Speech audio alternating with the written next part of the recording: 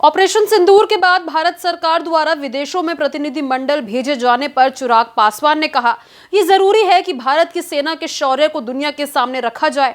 Operation सिंदूर के तहत हमारे सैनिकों ने आतंकियों के ठिकानों को निशाना बनाकर बिना किसी नागरिक को नुकसान पहुंचाए उन्हें नष्ट किया। ये वही ठिकाने थे जिन्हें पड़ोसी देश समर्थन दे रहा था। ऐसे प्रतिनिधि मंडल पहले भी भेजे गए हैं ताकि दुनिया को भारत की सही तस्वीर पता चल सके। विपक्ष द्वारा ऑपरेशन सिंदूर पर सवाल उठाने को लेकर चिराग पासवान ने कहा, जब देश को आतंकवाद के खिलाफ एकजुट होने की जरूरत है, तब कांग्रेस जैसी पार्टियां सरकार से वही सवाल पूछ रही हैं जो पाकिस्तान उठा रहा है। उन्होंने कहा, क्या ये समय राजनीति करने का है? थोड़ा समय बीत जाने दीजिए, दुनिया के सामने भारत को एकजुट दिखाने दीजिए। जो संसदीय प्रतिनिधिमंडल गया है वो किसी पार्टी नहीं बल्कि भारत का प्रतिनिधित्व कर रहा है। उन्होंने विपक्ष से अपील की कि सवाल पूछने का समय बाद में भी मिलेगा, लेकिन अभी देश को बटा हुआ दिखाना गलत है। ऐसी भूमिका भारत की अंतर्राष्ट्रीय छवि को नुकसान पहुंचा सकती है। प्रधानमंत्री के सिंदूर मिटाने वालों को हमने मिट्टी में मिला दिया वाले बयान पर चिराग पासवान ने कहा कि ऑपरेशन सिंदूर सिर्फ एक नाम नहीं बल्कि न्याय का प्रतीक है। जिस तरह इस आतंकी हमले में कई महिलाओं ने अपने पति खोए हैं, ऐसे में ये नाम उन्हें भावनात्मक न्याय देने का काम करता है। उन्होंने कहा कि प्रधानमंत्री का कड़ा संदेश उनके दृढ़ संकल्प को दर्शाता है, जिसकी पहली झलक पहले भी बिहार के मधुबनी में उनके भाषण में दिखी थी।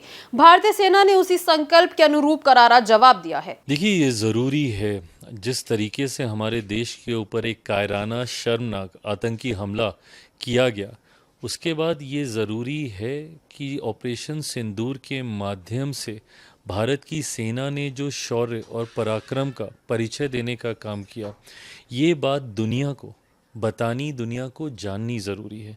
उसके लिए जिस तरीके से सांसदों का ये प्रतिनिधि मंडल तैयार किया गया, जो विदेशों के अलग अलग देशों में जाकर भारत का पक्ष रखने का काम करेगा, ऐसे में सही तस्वीर दुनिया के सामने आनी ज़रूरी है कि किस तरीके से हमारे सैनिकों ने बिना किसी सिविलियंस को नुकसान पहुंचाए, बिना किसी तरीके से उनके ऊपर किसी भी तरीके का अटैक किए, सिर्फ उन आतंकी अड्डों को ध्वस्त करने का काम किया जिसको हमारा पड़ोसी देश लंबे समय से पालने पोसने का काम करता था।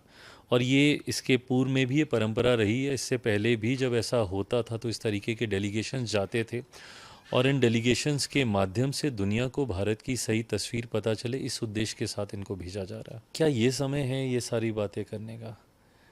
मतलब आज की इस समय में जब आतंकवाद के खिलाफ पूरे देश को एकजुट होने की ज़रूरत है, तो विपक्ष क्या कर रहा है, और ख़ास तौर पे कांग्रेस जैसी पार्टियां, आप तो पाकिस्तान के स्वर में ही स्वर मिलाने का काम कर रहे हैं।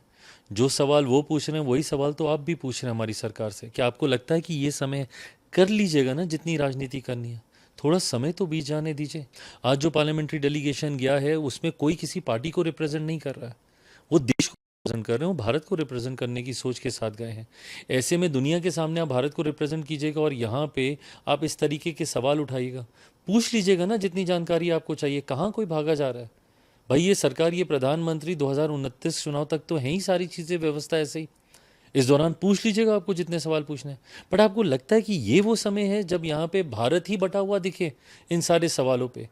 विपक्ष की ये बहुत गलत भूमिका रही है इस पूरे प्रकरण में, और अगर यही भूमिका अगर आने वाले दिनों में भी अगर विपक्ष की रही तो कहीं ना कहीं ये भारत की छवि अंतर्राष्ट्रीय स्तर पर धूमिल करके ही दिखाने का काम करेगा। देखिए, ये ऑपरेशन सिंदूर अपने में ये नाम एक न्याय का प्रतीक है।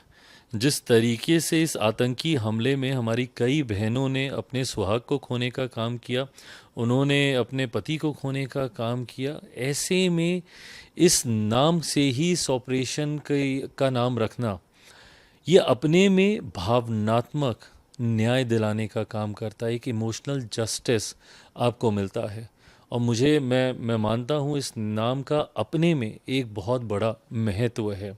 और जिस तरीके से आज प्रधानमंत्री जी ने कड़े शब्दों में पुनः अपनी बातों को रखने का काम किया, ये उनके उस दृढ़ निश्चय को दिखाता है, और ये वही दृढ़ निश्चय है जिसका संकल्प उन्होंने मेरे ही बिहार की धरती से लिया था मधुबनी में जब वो आए थे। और उस वक्त भी उन्होंने स्पष्ट तौर पे कहा था कि कल्पना से परे जवाब दिया जाएगा, और मुझे लगता है उसी तरीके का जवाब भारत और भारतीय सेना के द्वारा दिया गया। मेरे मुख्यमंत्री इस बात को अच्छी तरीके से जानते हैं कि मैं बिहार और बिहारियों के लिए ही राजनीति में आया हूँ, और उन्होंने हमेशा इस बात की सराहना की है। यकीनन उस दिन जब मैंने उनसे मुलाकातें की, कई और राजनीतिक विषयों के साथ साथ बिहार के चुनाव भी चर्चा का विषय थे। उसमें हम लोगों ने प्रमुखता से इस बात को भी हम लोगों ने रखा कि आने वाले दिनों में एक सक्रिय भूमिका में पार्टी चाहती है कि मैं बिहार में और ज़्यादा समय दूं और इन चुनाव में एक सक्रिय भूमिका और एक मजबूत भूमिका पार्टी अपनी निभाए। और मुझे लगता है कि मुख्यमंत्री जी पूरी तरीके से इस बात से संतुष्ट और खुश हैं और वो चाहते हैं